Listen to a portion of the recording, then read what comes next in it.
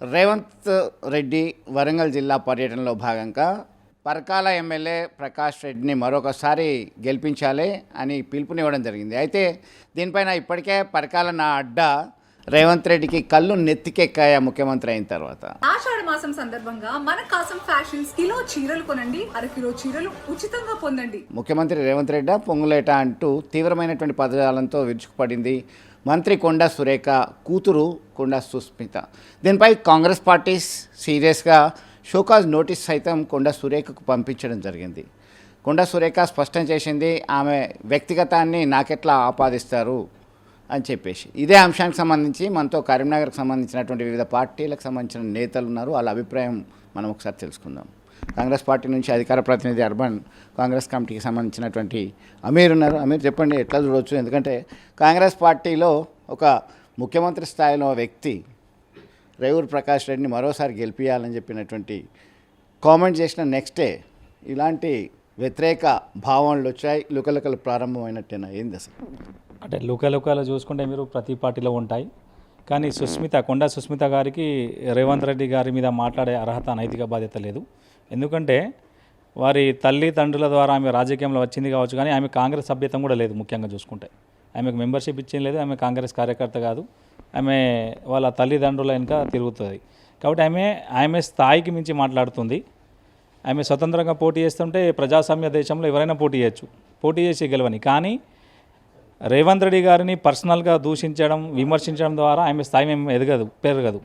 రేవంత్ రెడ్డి గారికి అహంకారం వచ్చిందంటే ఎందుకు అహంకారం వచ్చిందండి? ఇంద్రమ ఇల్లు ఇచ్చినందుకు అహంకారం వచ్చిందా? డబుల్ బెడ్రూమ్ ఇచ్చినందుకు అహంకారం వచ్చిందా? జీరో బస్ ఇచ్చినందుకు, ఫ్రీ బస్ ఇచ్చినందుకు, జీరో కరెంట్ బిల్ ఇచ్చినందుకు అహంకారం వచ్చిందా? ముఖ్యమంత్రి రేవంత్ రెడ్డి పొంగులేట అని కూడా వ్యాఖ్యానించింది. అంటే ఇప్పుడు అధికార వికేంద్రీకరణ అనేది ఉంటుంది, మీకు తెలుసు. ఫస్ట్ గత పార్టీల ప్రభుత్వ కాలంలో టీఆర్ఎస్ హయాంలో ఏదైనా కేసీఆర్ గారే మాట్లాడతారు, ఎవరు కూడా మంత్రులు మాట్లాడారు స్కీమ్ గురించి. రేవంత్ రెడ్డి గారు చూసుకోండి, మీరు హౌసింగ్ చూసుకుంటే ఇప్పుడు పొంగులేటి శ్రీనివాస్ రెడ్డి చూసుకుంటారు, ఉత్తమ్ కుమార్ రెడ్డి గారు చూసుకుంటారు పౌర సరఫరా శాఖ. ఈ విధంగా ఏ మంత్రికి ఆ మంత్రికి వాళ్ళకు అధికారం ఉన్నది కాబట్టి వాళ్ళు ఫ్రీగా వాళ్ళు అధికారం ఏ విధంగా అయితే పనిచేయాలో ఆ విధంగా పనిచేస్తున్నారు. క్రమశిక్షణ చర్యలు తీసుకుంటే మంచిదా, లేదంటే బరాబర్ తీసుకోవాలి? ఆమె మీద క్రమశిక్షణ చర్యలు తీసుకోవాలి. ఎందుకు తీసుకోవాలంటే ఇంతకుముందు కూడా వాళ్ళ తల్లి కూడా ఒకసారి వివాదాస్పద వ్యాఖ్యలు మాట్లాడి ఒక నటీనటుల మీద పార్టీని డ్యామేజ్ చేయడం జరిగింది. కాబట్టి ఎవరంటే వాళ్ళు రేవంత్ రెడ్డి గారిని విమర్శించడం ద్వారా చెడ్డ పేరు వస్తుంది. కాబట్టి ఖచ్చితంగా ఆమె మంత్రి గారిని కూడా షోకాజ్ నోటీస్ మీద వివరణ కోరాలి. సరైన వివరణ కాని పక్షంలో పార్టీ లైన్ ఎవరు దాటినా కూడా క్రమశిక్షణ చర్యలు తీసుకోవాలి. ఎందుకంటే ఈరోజు రేవంత్ రెడ్డి కష్టంతోనే, మరి వారి కష్టంతో ఆయన ప్లానింగ్తోనే ఈరోజు అధికారంలో వచ్చినాం.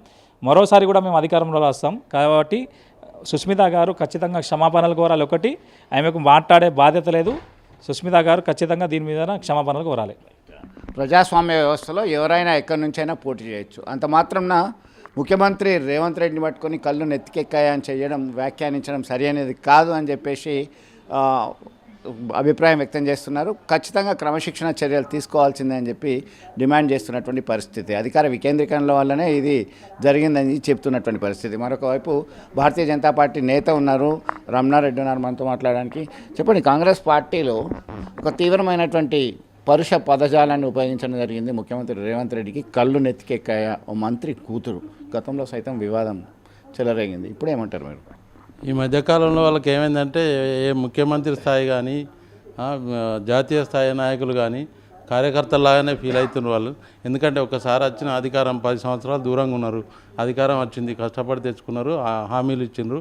హామీలు నెరవేర్చుకుంటూ పబ్లిక్లో ఉండలేక, పబ్లిక్లో హామీలు నెరవేర్చలేక వీళ్ళు కావాలని గిలికజ్జాలు పెట్టుకుంటారేమో అనిపిస్తుంది ఒక రకంగా చూస్తే.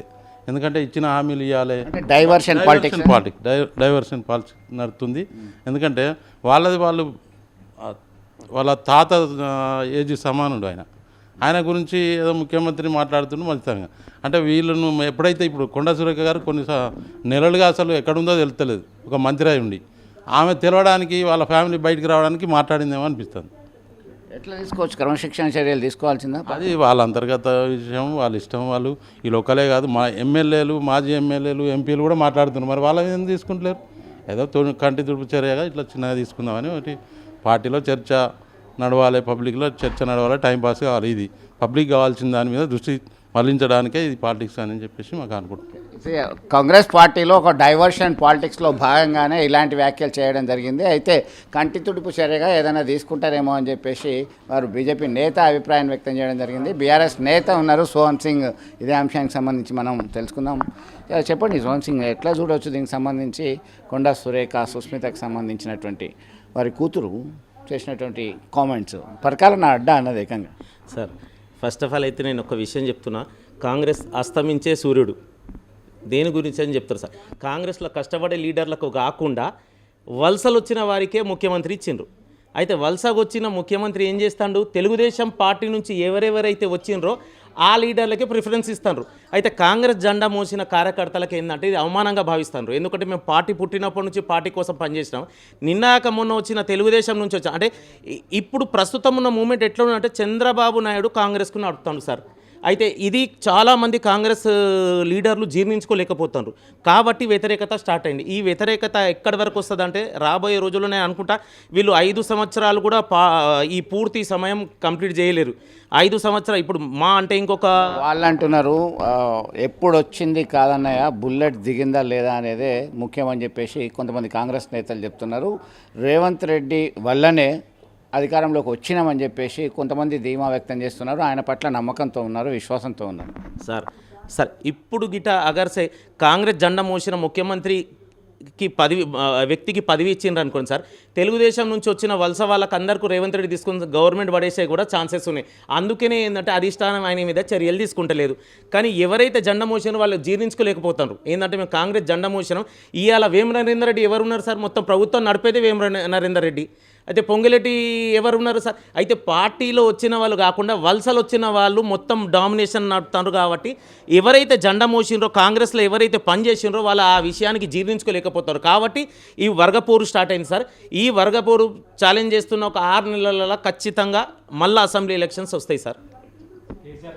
సో ఇది ఇక్కడ కరీంనగర్లో ఉన్నటువంటి రాజకీయ నాయకులు, వివిధ పార్టీలకు సంబంధించినటువంటి నేతలు వ్యక్తం చేస్తున్నటువంటి అభిప్రాయం. కేవలం ఇతర పార్టీల నుంచి వలస వచ్చిన వాళ్ళకి ముఖ్యమైనటువంటి పదవులు ఇవ్వడాన్ని కట్టబెట్టడాన్ని జీర్ణించుకోలేకనే ఇలాంటి కామెంట్స్ వస్తున్నాయి. వీరు త్వరలోనే కుమ్ములాడుతూ ఉన్నటువంటి పరిస్థితి అని చెప్పి వారు అభిప్రాయం వ్యక్తం చేస్తున్నటువంటి పరిస్థితి. చూద్దాం, లెట్స్ వెయిట్ అండ్ సీ ఏం జరగబోతుంది. పార్టీ అంతర్గత విషయమా లేదంటే ఇది ఓపెన్ అయింది కాబట్టి ఏమైనా చర్యలు తీసుకునే అవకాశం ఉందా వేచి చూడాల్సిందే. వీడియో సుమంత్తో కలిసి చంద్రశేఖర్, RTV, కరీంనగర్ నుండి.